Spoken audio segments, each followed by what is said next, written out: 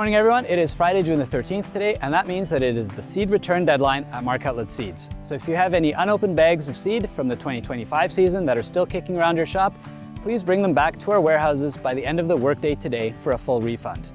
After this, all that seed will be in cold storage and we'll just be accepting the last of the pallets as well as pro boxes for returns. So please get those back to us as well. We did receive some rain throughout the area last weekend, and totals range anywhere from just over ½ inch to over 1.5 inches of rain. And that's been a blessing for all of the oilseed fields throughout the area. We're seeing that in a lot of canola stands, some of the sunflowers, as well as the soybeans like here behind me, that there was some seed that was stranded too high up in that dry dirt due to the hot, dusty conditions at planting time. Now that we finally had that soaking rain, those plants are also starting to emerge and really fill out those stands. So we're off to a really good start. The last thing to mention here is that there is some IDC or iron deficiency chlorosis in soybean stands that we're seeing. So this is going to be a general yellowing across the whole field, but most pronounced on some of the higher ridges or areas of the field where there's higher salt content in the soil. As long as those leaves aren't actually turning brown and falling off, we shouldn't see a yield penalty due to this temporary discoloration.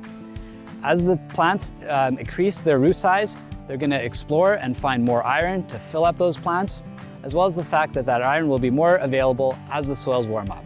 So again, this is going to be temporary. It doesn't look good for now, but it won't be a problem when it comes to harvest time. I've moved over to a corn PKP near Giroux, and right now I'm standing between some P7822 Acre Max on my left and a brand new hybrid P75303 PCE on my right. This is a brand new power corn list hybrid that will be available for next year, so we're excited to watch it throughout the season. Just like soybeans, the corn roots have been a bit of a struggle this year, and we've seen in some cases that there is some purpling corn in the area, and that's indicative of a phosphorus deficiency. So again, generally the phosphorus is in the soil, but those plants are just not able to take up enough of it to grow as fast as they'd like to. As a result, some of those sugars build up in the leaves and give off that purpling color.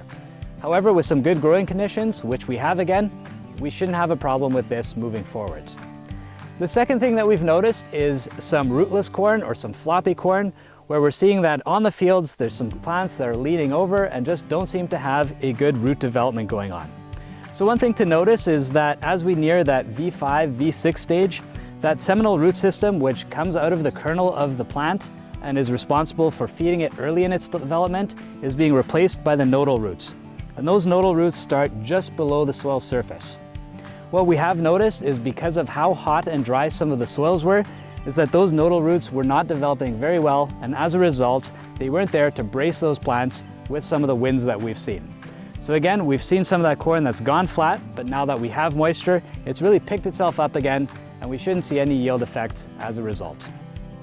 The last thing to notice is that this is a plant at the V5 to V6 stage, and this is where we're actually starting to set the kernel rows around that we'll ultimately see on the ears. So it is imperative that you go out there and keep these fields as clean as possible and keep the plants as stress-free as possible right at this stage.